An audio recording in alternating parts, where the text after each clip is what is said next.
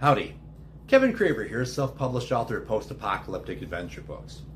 This week's video is going to be a little off the beaten path for me. I started work the other day to the sad news that Scott Adams, a legendary comic strip artist, author, and podcaster, died after a long and painful battle with prostate cancer. Besides finding Scott to be insightful, I drew a newspaper comic strip in college. Remember comic strips? And I tried to turn it into a career, and Scott Adams was one of my inspirations. Maybe one day I'll share one or two of the tiny handful of comic strips I could get away with showing on YouTube without getting banned. Good taste and tact were not my strongest suits in my youth. Unfortunately, good taste and tact and basic human decency aren't strong suits among some of the journalists who wrote Adams' obituary and decided to dance on his grave for supposed racist or problematic comments or his support of President Trump.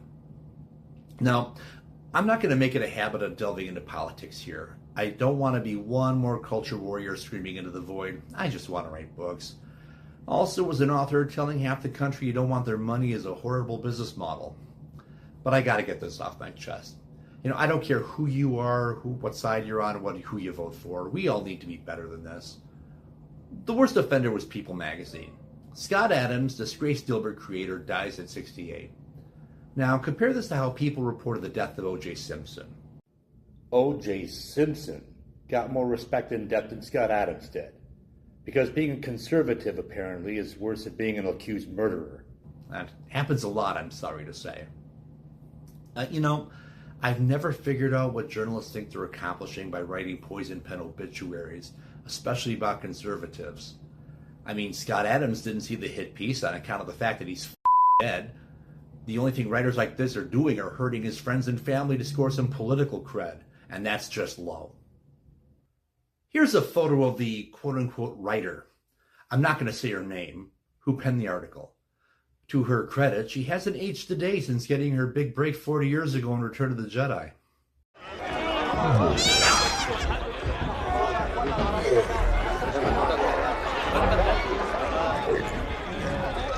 Well, at the time of filming this, she's in the FO phase of FAFO. She's taken her ex-profile private and gone to ground in the wake of all the lightning she's called down on herself.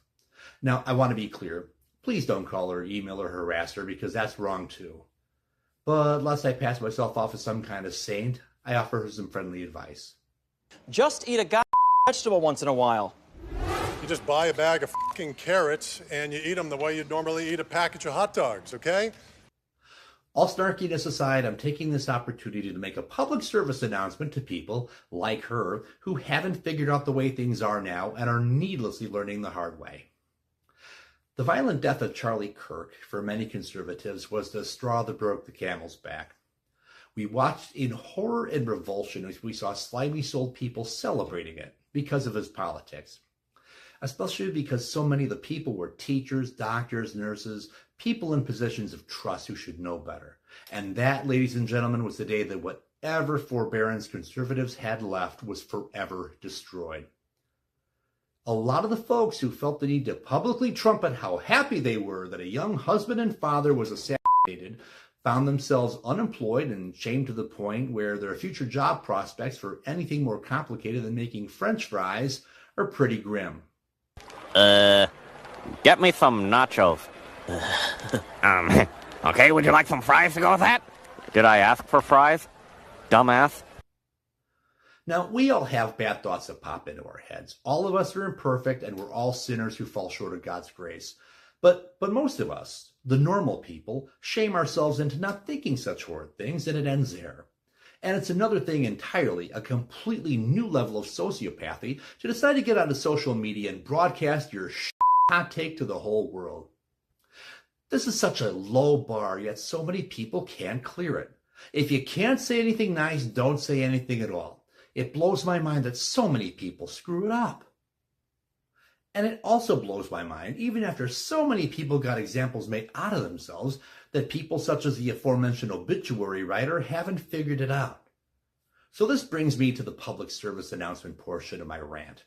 And while it applies to everybody, there are jerks on both the left and the right. It's the left that needs to hear this more right now, because conservatives have had it, and they're done.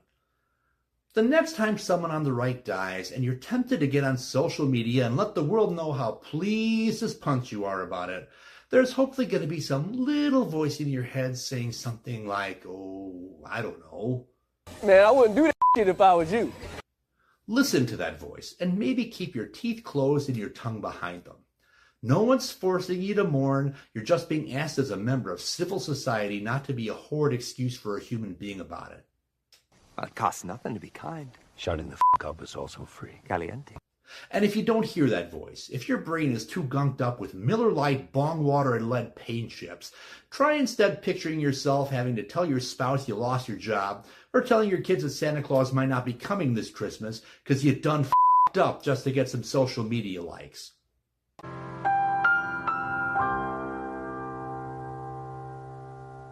Well, that's where we'll leave this. I'll get back to books and other related content next week. Thank you for letting me blow off some steam. If you like this video, be sure to like and subscribe and hit that notification bell so you find out when I drop new content. As always, thanks for watching, and I'll see you in the next chapter.